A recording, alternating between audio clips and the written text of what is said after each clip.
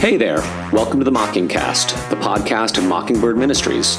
I'm your host, RJ Heyman. In just a few moments, I'll be joined by my co-hosts, David Zoll and Sarah Condon. We come to you every other Friday to explore some of the ways in which we see grace and its absence or opposite playing out in the world around us. We're so glad you joined us. Praise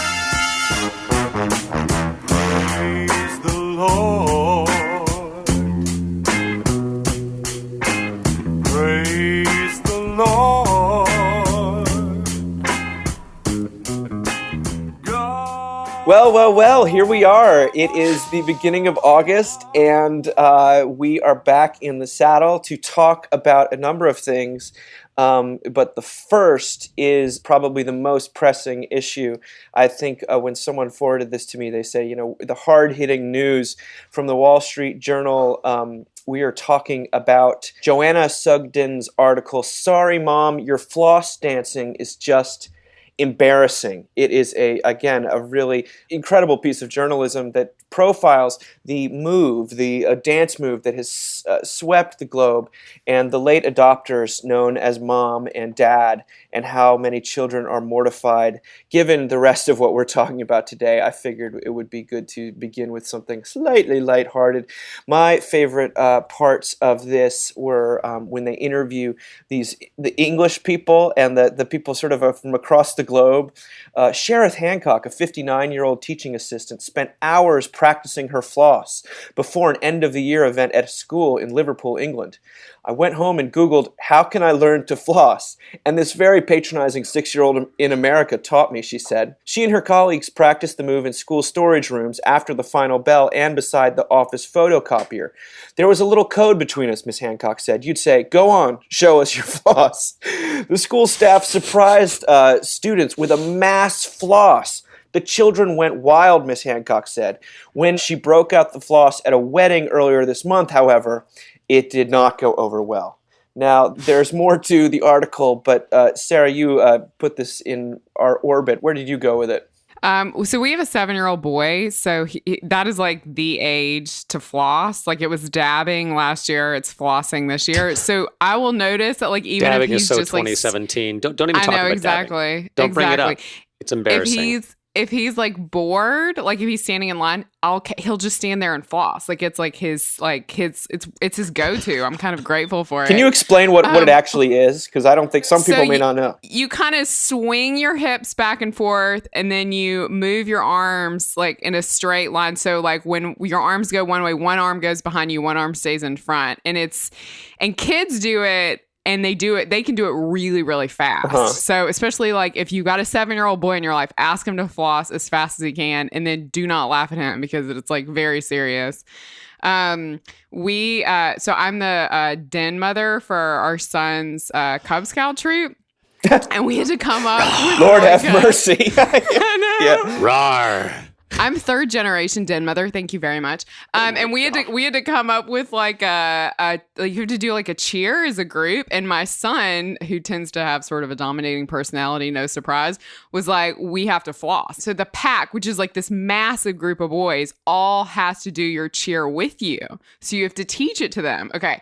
So the great thing about Houston is we are like such a diverse city. So in my whole like big group of Cub Scouts, we've got like Muslim families, we've got Asian families, we've got Black families, we've got everybody. And watching a woman in a hijab flossing like at Cub Scouts was like the highlight of my year. I was like, this is like the best of Houston happening right now. So anyway, I'm a big fan of the floss. I'm picturing it right now. And that is actually it was amazing. Quite like amazing. She went all in. I was like, yeah, sister, let's do this, So anyway, yeah, I love the floss. Do your boys floss, RJ? I feel like your littlest one's too little and your older ones are too old. I think I'm embarrassed I'm scared to ask them because I think they shall hurl insults and ire upon mine head. Just do it. Do it in front of them and see what happens. That's what I want to see. Well, I probably will because I my thought was, as the father of 2 teenage boys, I do feel as if it is my God-given right and responsibility to embarrass them as much as I possibly can. My wife and I tried to send them really awful, bitmojies. at all times, especially when my oldest son is with his girlfriend, just to send really embarrassing text messages. But it's. I mean, the best thing about kids is making fun of them. I gotta say, and I think it's really good for them too, because speaking as a person who formerly and still does take himself way too seriously, a little gentle ribbing goes a long way, and being able to laugh at yourself, I think, is a valuable life skill.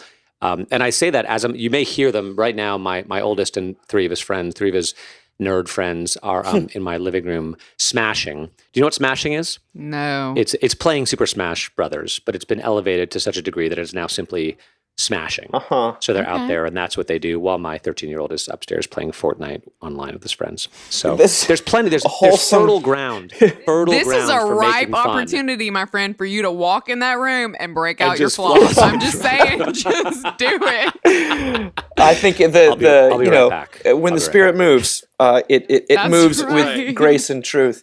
I have to, RJ, I have to pay you a compliment. I think I've told you this in private before, but you and Jamie were some of the first people we knew to really be in the active role of raising children. And when we were youth ministers together, we soon, more and more people had kids, and so many of them that were really kind of sincere Christians and meant very well, took it was hyper intentional, and everything was like a duty. It felt like this heavy weight. You said duty. You could kind of see the weariness on their face, and it didn't mean that you guys weren't exhausted too. But like, when my wife and I we were thinking about having children, like, we got to go spend time with RJ and Jamie because they seem to get a kick out of their children. It's not just duty for them, like, and everyone else, and so.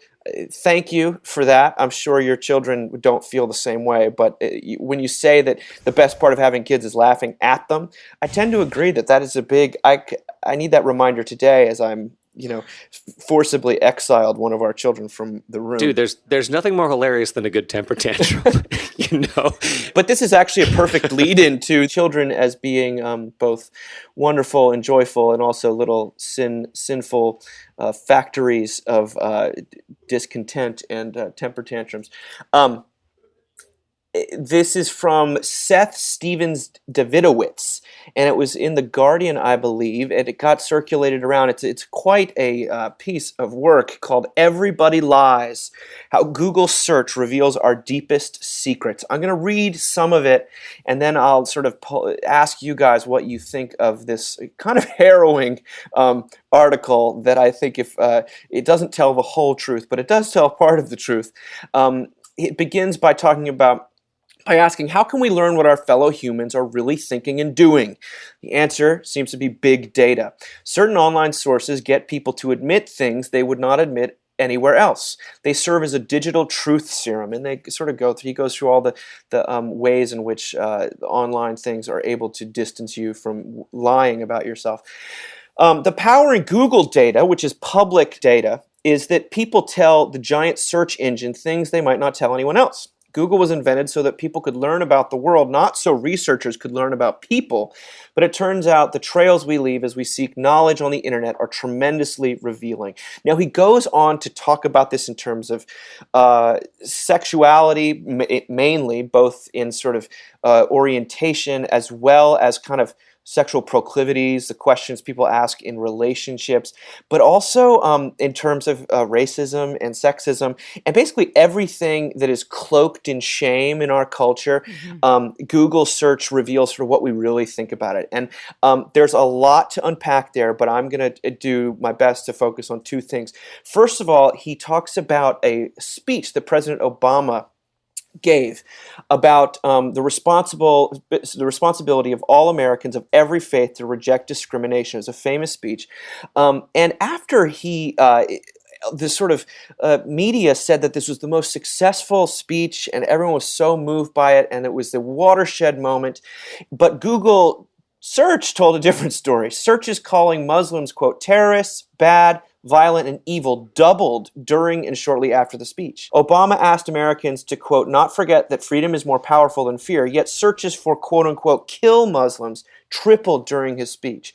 In fact, just about every negative search you could think to test regarding Muslims shot up during and after Obama's speech, and just about every positive search we could think of to test declined. In other words, Obama seemed to say all the right things. But new data from the internet, offering digital truth serums, suggested that the speech actually backfired in its main goal. Instead of calming the angry mob as everyone thought he was doing, the internet data tells us that Obama actually inflamed it. Sometimes we need internet data to correct our instinct to pat ourselves on the back. And so that's sort of this incredible example of the law increasing the trespass, or something going on, people reacting majorly to feeling lectured. But then it goes on sort of towards the end. He says, I can't pretend there isn't a darkness in some of this data. It has revealed widespread animus against Muslims and African Americans. This is not cheery stuff. If people consistently tell us what they think we want to hear, we will generally be told things that are more comforting than the truth. Digital truth serum, on average, will show us that the world is worse than we have thought. Now, you and we on this show like to do the sort of hashtag low anthropology stuff, and that is where my mind goes with this in a very uncomfortable way. But I want to, for my own sanity here, because there's a lot of ways to nitpick his results. But the article closed with a little interchange with him, asking him what he's learned. And it's a long article. They asked Seth, does it change your view of human nature? Are we darker and stranger creatures than you realized? He said, yeah. I think I had a dark view of human nature to begin with, and I think it's gotten even darker. I think the degree to which people are self-absorbed is pretty shocking. Now, here's the really fascinating thing. He said, when Trump became president, all my friends said how anxious they were, that they couldn't sleep because they're so concerned about immigrants and the Muslim ban. But from the data, you can see that in the liberal parts of the country, there wasn't a rise in anxiety when Trump was elected. When people were waking up at 3 a.m. in a cold sweat, their searches were about their job, their health, their relationship. They're not concerned about the Muslim ban or global warming. Also, people are more interested in sex than I thought they were. Now, there's so much there. I think this is one thing we always talk about, that we want to think that we're these good people concerned about global causes, but what people really are thinking about. And on Sunday morning, where the rubber hits the road, is people are wondering about, does anyone love me? And how do I make this relationship work? And it's not all bad, it's just how we are. But I want to cede the floor to you guys. What jumped out to you? So I heard this guy interviewed, which is part of the reason I went and was looking at this article, because he talked about how the most popular hashtag on social media that starts with "my husband is "my husband is the best." But the most popular Google search or Google searches that begin with "my husband is" are "my husband is a jerk," "my husband is an asshole," "my husband is psycho." And so what we project to the world is so different from Google, right? But the question that comes to my mind is what purpose is Google serving, right? It's not like we've had Google for hundreds of years. We've had Google for, 15 or whatever.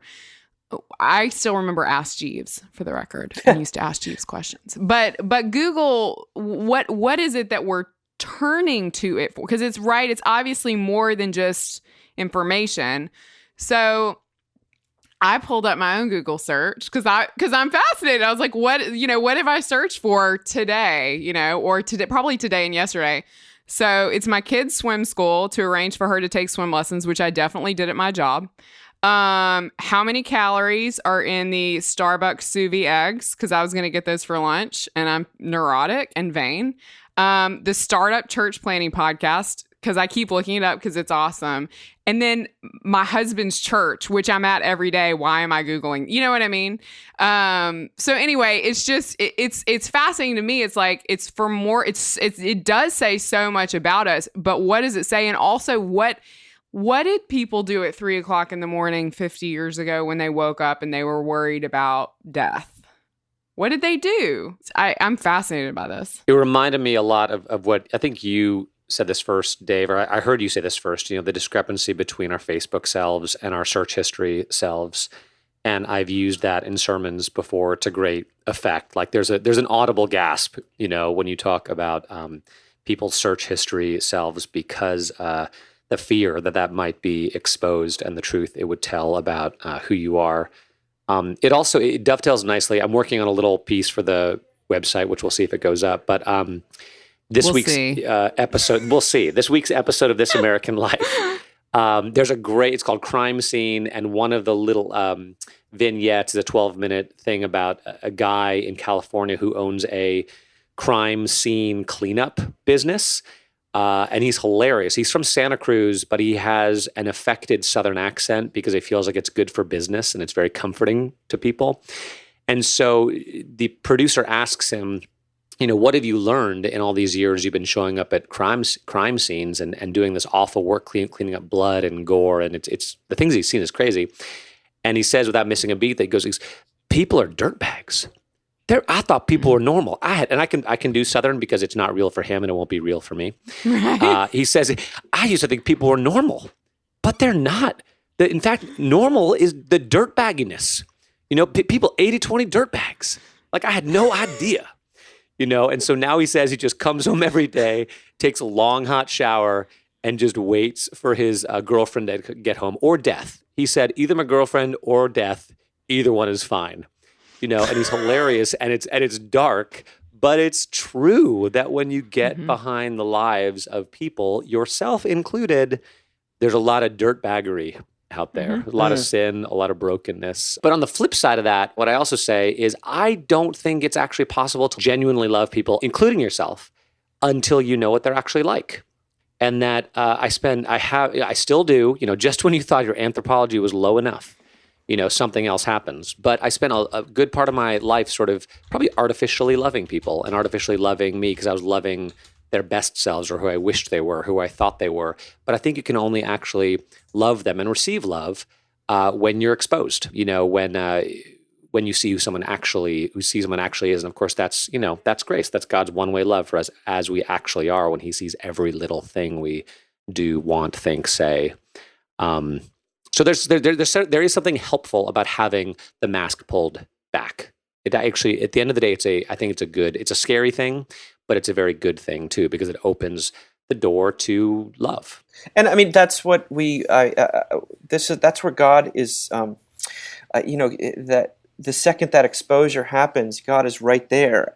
And we say this a lot, but I think that you were actually, in the post that you were working on, I saw this idea that, as long as sin remains imaginary or hypothetical or abstract, so does mercy, so does grace. And last week, Jacob Smith had forwarded me this article that I put in the weekend column of, all of these gang members in El Salvador for this MS-13 gang, which is an extremely violent gang. They're all being converted in jail, and then they're remaining there. It's not just a jail time thing. They're remaining Christians outside the walls, and it's this kind of incredible movement. And there are people that are suspicious, and there are people that, of course, are right to have a little pause. But there's it's this example, one after another, of all these guys with face tattoos that have really been through some things and have really done some awful things, talking like this is the only way out for me. And God is met me. I cannot pretend that I wasn't a part of this gang. I can't pretend that I didn't do the things that were involved in the initiation of this gang. And that, as long as sin remains imaginary, so does redemption. And that's not to say God's handcuffed in any way by our misgivings or our, the way we obfuscate. But it does mean that there is something very powerful that happens when the search history is revealed. I want to get to the example that we bring up at the end, but before we do, big data is such a great lead into this incredible column from Ross Douthat in the New York Times. It's called Oh, the Humanities. And it's about the new data that's come out that confirms that technocracy is crushing the life out of humanism or the humanities, that the humanities on college campuses are in really bad shape. And he tells a story. It's all from Alan Jacobs' new book, actually. Alan Jacobs, who spoke at our conference this past year. This incredible story from the spring of 1946 of the poet W.H. Auden goes to Harvard to read a poem entitled Under Which Lyre, meaning the instrument, which envisioned a post-war world in which public life would be dominated by a renewed renewed contest between the motley humanists and the efficient technocrats, the aesthetes and poets and philosophers and theologians versus the managers, scientists, financiers, and bureaucrats. And he talks about the spirit of Apollo, which is the spirit of science and sort of managerial life. He says, when he occupies a college, truth is replaced by capital useful knowledge. He pays particular attention to commercial thought, public relations, hygiene, sport. That in fact, the spirit of truth replaced by useful knowledge rules today everywhere, not just in Washington and Silicon Valley, but in almost all of academia itself. And he refers to new analysis of the steepening decline in the share of college students majoring in English, philosophy, religion, and history. That the years since the Great Recession, 2008, have been brutal for almost every major in the humanities. They've been bad for social science fields that most closely resemble the humanistic ones, sociology, anthropology, international relations, political science. Meanwhile, the sciences, the engineering have gained at the expense of humanism. STEM is what everyone's all about. He says this is driven by economic concerns, but also, some would say, due to the humanists themselves, who have become overly politicized and have been marching lockstep to the left and pursuing postmodernist obscurantism in their scholarship and prose, meaning they've gotten really highfalutin and almost impossible to understand. But here's where it gets, I think, really trenchant for us. In a technocratic culture, eager for quote-unquote useful knowledge and technical mastery and increasingly indifferent to memory and allergic to tradition, the poet and the novelist and the theologian struggle to find an official justification for their arts. And both the turn towards radical politics and the turn toward high theory are attempts by those in the humanities to supply that justification, to rebrand themselves as the seat of social justice and a font of political reform, or to assume a pseudo-scientific mantle that lets academics claim to be interrogating literature with the rigor and precision of a lab tech doing dissection. At the moment, both these efforts look like failed attempts. Then he says the last time there was a revival in the humanities, which was with the post-war time, we had the benefit of forces that are no longer with us. For example, there was a stronger religious element in mid-century culture, which rooted mid-century humanism in a metaphysical understanding of human life, an understanding that both ennobled acts of artistic creation and justified a strong interest in the human person's interiority, their actual person, as opposed to just their brain chemistry or social role. Duthac closes by saying that a hopeful roadmap to the humanities recovery might include variations on these older themes, not just a religious reexamination, but a regained sense of history as a repository of wisdom and example, rather than just a litany of crimes and wrongthink, and a cultural recoil from the tyranny of the digital and the virtual and the very online. And he says, Auden's poem closes with the comic, but not really, advice for people in the humanities. This is Auden saying, "Thou shalt not sit with statisticians, nor commit a social science. Thou shalt not be on friendly terms with guys and advertising firms. If thou must choose between the chances, choose the odd. Read the New Yorker, trust in God." And then he says, imagine a world, an intellectual climate where that last piece of advice doesn't seem like a contradiction in terms, and you've imagined the beginnings of humanism's revival. May we live to see the day. That's a lot of reading. Where did you guys go with this? It reminded me of the talk you gave at the Mockingbird New York City conference about losing our sense of smell, which I thought was just so brilliant. And what he's basically saying is that whether it is the technological side of things or the humanities in our current context, everything has become so impersonal. Like you said, so impersonal, has nothing to do with who you actually are as a person, but rather with effectiveness and social movements and larger things. And I was struck when he talked about useful knowledge, because to my way of thinking, there is no more useful knowledge in human existence than understanding yourself, and by extension, understanding other people and understanding how to be in relationship with other people. You know, that there could be no more valuable college course than, how to be married, how to be a parent, how to be in relationship with other people. And people are going to have differing opinions about those things. And I get that, in our sort of postmodern moment. But it is striking that the very thing that Duthat is saying has been castigated as unuseful actually is the most useful thing. The most useful thing you could ever possibly understand or know is yourself and other people and how to be in productive relationship with other people, which is very difficult and takes a lifetime to sort of figure out, but is also the most worthwhile thing we could possibly know.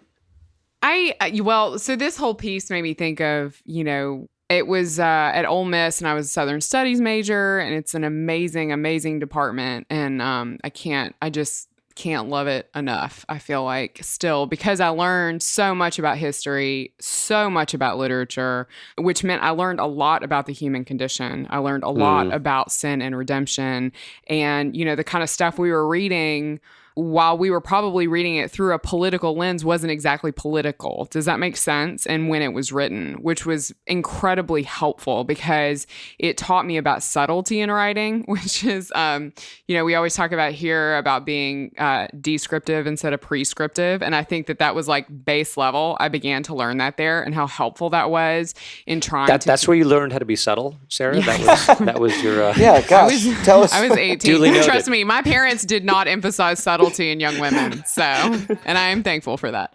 But yeah, no, it was just such an incredible experience. But so I've been thinking about that department. I was thinking about how, and I'm using air quotes here, but useless, some of the graduate theses. Mm-hmm. Am I saying, which one is it, guys? Yeah, whatever. When I was an undergraduate, because I was kind of obsessed with these people who were literally going to get, their masters in this. I remember one girl was writing about NASCAR culture, right? What? Yes. What do you know what I mean? But it was Cars. there's sure it's cars, but it's also all these white people who show up and then, sit in the middle. I don't know if you've been to NASCAR, but they camp out together and cars race around them at really high speeds. And, it's allegedly a lot of fun. Not useful and yet incredibly, probably insightful given where we are today politically, right? But I remember when she did it, people are like, she's crazy. There's a guy who wrote about pot liquor, which neither of you probably know what that is. But there's some interesting... I've seen the Chef's Life. I've watched that show. Okay. Yeah. So anyway, that stuff becomes incredibly helpful later in this interesting way.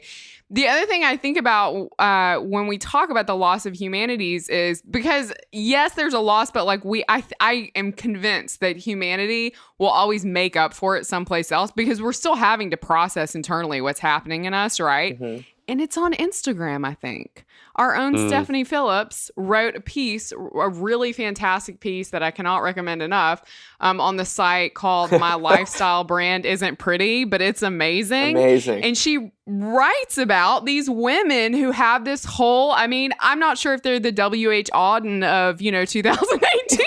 They're not. But there's this internal, and it's not most of it's not super political, but it's this internal sort of processing that's telling people how to get through things, and spoiler alert, none of it helps.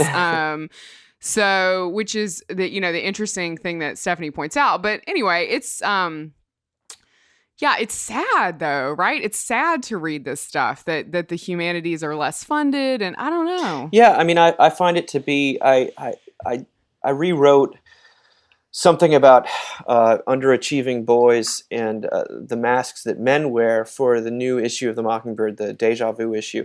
And one of the throwaway lines that I put in there that wasn't in there before was I said, if you spot a male English major in the wild today as an undergraduate, and I say this having worked very closely with undergraduates for almost 15 years now, if you spot one today, you've spotted something very rare. That's just, and I was worried that maybe I was overdoing it, but one of our interns who's proofing it is he just finished, he graduated from the UVA as an English major, and he thought it was the best part of the article because he couldn't agree more, that no guys are going into the humanities anymore, and less women too, but it's so underfunded. We're so, the technocracy, the big data, we think, things aren't important unless they can be mastered, unless there's a sort of a right, wrong, an answer and a wrong answer. And there's, Bill Deresiewicz talked about this at our conference a couple of years ago in a brilliant talk about how even the humanities that are there have been so co-opted by scientism, and by that meaning that we're only interested in them as so far as they can sort of confirm our pre-existing notions, or that they can become another piece in our toolkit towards success, and that everything's been co-opted by the cult of productivity and the law, and in which any kind of open-ended questioning or spiritual life, to say nothing like any kind of even acknowledgement of spiritual life as being a huge component of where people are, as Instagram, as Busy Phillips' Instagram stories, I watch them all the time. They're amazing because she's talking about actual life. She's not talking about abstract categories.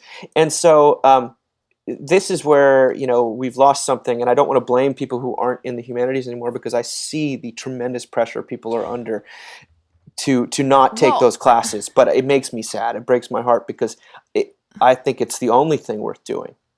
Sure. But the other thing I would say to that is I think this says so much about where our seminaries are. And, I use that as a denominational specific thing, because, there's a seminary in the Episcopal Church that shall remain nameless who 10 years ago was like, every one of our classes has to have a social justice component. Like, that was a thing at the seminary. Every single class had to have a social justice component. What does that say? Like, what does that mean? You know what I mean? Like, first of all, everyone's exhausted by the time they finish seminary. Second of all, they're ill-prepared to run a vestry meeting. Third of all, have they prayed? I'm just like, I see both sides. This part of me also sees the frustration that people probably have when they look at the humanities, because they're sort of like, I'd rather just take a hard science if that's what it's going to be. Right. Then deal with you having to politicize something that could offer me consolation, or at a minimum loveliness. You know what I mean?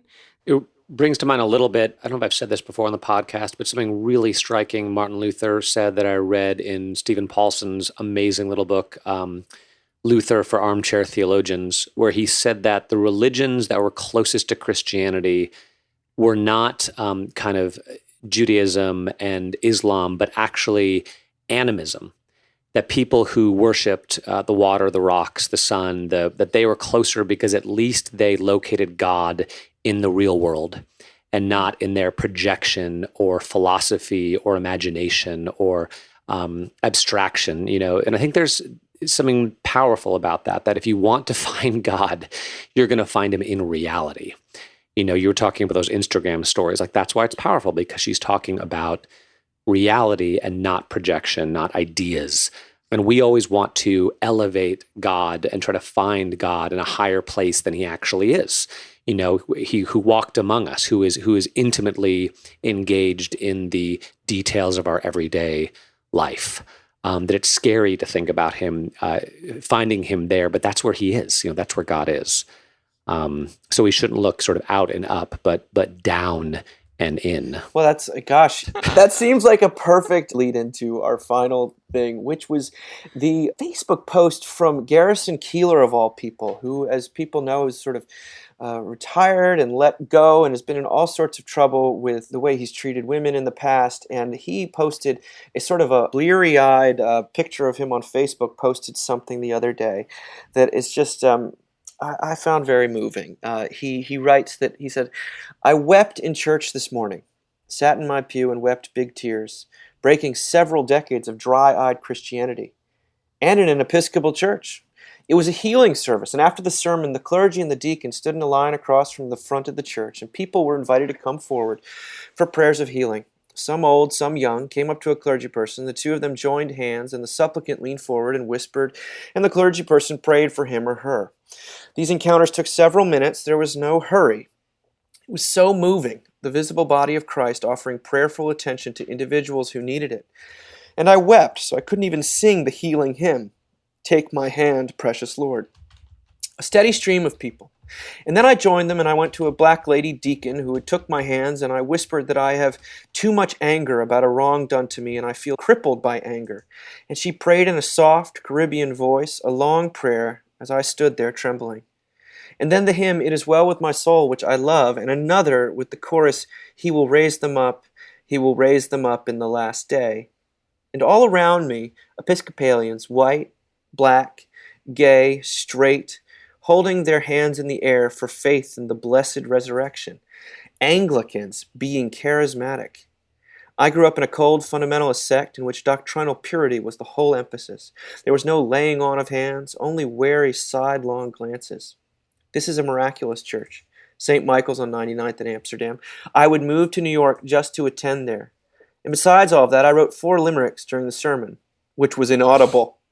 Then he includes 2 of the limericks. I'm going to read one now, and I'll read the second one at the end. Have mercy upon me, O Lord. I am weak and willful and bored. I've abandoned your ways, but I kneel in your praise. Bless my pen and my laptop, my sword. I mean, I felt that was real church, not an idea, not a theology. It seemed like God was there with these people who were hurting. And the tears came as just by standing there, and it's not hurried. It's full of prayer. It's full of all sorts of people, and in that moment, it seems like he is able to maybe not let go of his anger, but to confess it, to reveal it to another person, especially this strange lady who he'd never met before, and to be prayed for, and to sort of be almost washed in in God's presence. I found that to be a deeply moving example of redemption, maybe too strong a word, but simply God's spirit at work in the lives of a real person in time, dealing with real problems. I don't know, Sarah. I don't have the attachment to Garrison Keillor that I know you grew up with, but I do. Have followed the news a little bit. So it was kind of bowled over that he would put this out there. He would use whatever platform he's got left to say this. I don't know. It touched me. I'm going to try to talk about this without crying. Garrison Keillor just means a tremendous amount to me. And I see him almost as a fatherly figure. Anne Lamott says that sometimes we find parents in other people. And Garrison Keillor is actually a lot like my dad, too. And so, a writer, a thoughtful guy, someone who studied English in college. So when I started the discernment process, and I think I've told this story here before, and was asked you have to go through all these, all this questioning, who my favorite preacher was, who my favorite theologian was. Everyone had these great answers of these like old school, whoever. And I said Garrison Keillor, because he's that important to me. The work he did on the Writer's Almanac is so important. And it is like literally the thing about the Writer's Almanac, which if you don't know it, they put out a poem every day. They give you all this history about who the writer of it is. I mean, he does these compilations of poetry that make you want to read poetry. It's just so powerful. And it's all been pulled off the internet. Like, it's gone. Like, his life's work has just been like, it does not exist. That is what has happened to him in the fallout from his sin. And so my prayer when I read this, is that the church can respond to him with a level of mercy that Jesus responds to him with in this moment, and obviously responded very powerfully and palpably to him in this moment. My prayer is that the church, and whether that is St. Michael's or that is another church, but that the church can meet him with the same level of compassion and consolation and mercy that Jesus has met him with. So that's all I can say about this. I'm so glad he went to this church and he had this experience, and he felt sort of released and forgiven and healed in a way that he needed. Part of me wishes he hadn't written about it. Oh, that he hadn't put it on Facebook. It's helpful and hopeful to hear that he experienced this, and at the same time, being a writer, being the public figure that he was for so long, it must be very difficult for him to no longer be in the spotlight. But maybe it'd be better if he wasn't. Maybe it'd be better if he had just had this experience and put it in a journal or saved it for a book that he writes later about this time in his life or something like that. Yeah, just the form in which he posted it. And I didn't think about this till just now. You know, when I first started, I was like, this is amazing, this is amazing, this is amazing. But before you started talking, Sarah, I was like, maybe he just needs to go away for a little while, you know, for his own sake. But I mean, is that unmerciful? I don't know. I don't think Maybe that's unmerciful. I mean, I think I totally understand what you're saying. And I think that's not bad advice either. I mean, I think Jesus is doing something in the life of Garrison Keillor, and I think he processed that out loud. And whether or not that was a good idea is up to the hands in heaven. But I think, you know, when God does something like this in our lives, I think so often we either have experiences like this, or we have experiences like I was in my car today and it's like 180 degrees in Houston right now, which makes me mad all the time at everything.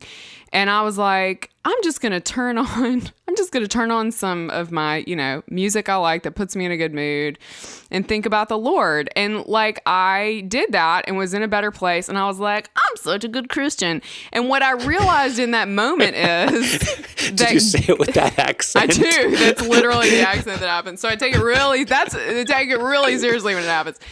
What I realized in that moment is whether it's God and all his mercy coming to Garrison Keillor in this way, or God coming to me in the car, it's the same thing, right? I didn't do anything, right? I may have felt like I did something, but I didn't do anything. It's just God like slamming into us. And I think sometimes, I totally agree, RJ, the best thing we can do is just like be in that and not have to like say it out loud. I don't know.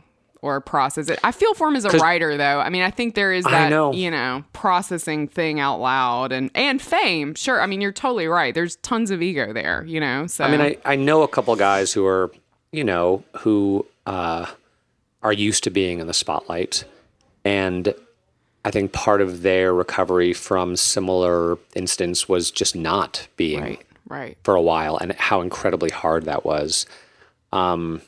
And not to bring Jesus into it, but you know what he does. What did he say? You know, when you when you give thanks, go into your closet, or when you pray in secret. Mm-hmm.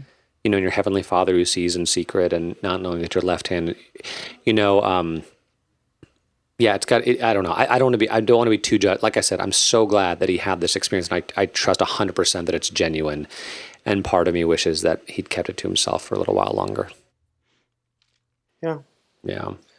I mean, I feel like I don't know, I can't say, of course I can't say what this means in the life of Garrison Keillor or the life of the people, the women whose maybe, I don't know, whose careers he ruined or what have you. That's all speculative. It's speculative what even happened. But I know that when I read about it, it was touching to me. And it was evidence at a time and a day when I needed to hear that God is not just an idea or a theology, but God actually meets sinners like me in unexpected places. Yes, and even in the church. I mean, like, because I don't really think much of the church, you know, universal, if that can make even any sense. So, whatever it means for Garrison and the cost he might be paying for it, I know that for where I'm sitting at, it hit me between the eyes in a sweet way to remind me that God is ever present, especially in these times when we think he's not, or when we come to the end of our rope, or when he finally is able to speak to this strange vessel of a woman and pray with her. And the final, I mean, I just want to end by this amazing other limerick that he wrote. I say the prayer of contrition and see my pernicious condition, and then in an instant, and am cleansed, at least rinsed, a sinner but a newer edition. Is that the so hope good for all of us today? So good. And it reminds me so much of the Spurgeon quote where he says, what is it? I kiss the wave that slams me into the rock of ages. You know, anyway, wow. Just reminds me of that. Well, that's all we got for today. I do want to say that I have now held the proof of the Deja Vu issue in my hands, and it is beautiful. I cannot wait for people to see it. But leafing through it, now while plenty of voices are missing and plenty of wonderful things we've done are missing, I realize that it's about as close to a climbing on point, a ramping on point, a summary, and an access point, an introduction to Mockingbird and what we're all about as we've produced. It's all these different voices coming together with humor and with heart to say something about the nature of who we are and who God is. That I think that maybe comes close to Auden's thing about reading the New Yorker and trusting in God. I mean, maybe in my wildest fantasy that could be something that we achieve here. But if people don't have a subscription, I do encourage you to do that because it's shipping right after this episode airs. And Sarah, you've got a wonderful thing in there. And I'm very happy with what I've got, and Ethan has done just a phenomenal job. It's basically, I can't imagine a more beautiful product putting together. So anyway, I commend that to you, and until we meet again, good luck on the first day of school, everybody. And Can't wait. Thank you, Sarah. Thank you, RJ. Thanks. Thanks, Dave.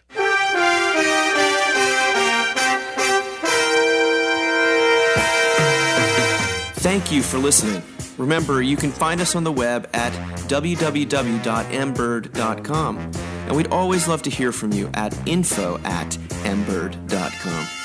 Audio production for the Mockingcast is provided by the Narrativo Group, and if you like what you've heard, please do drop over to iTunes and leave us a rating and review.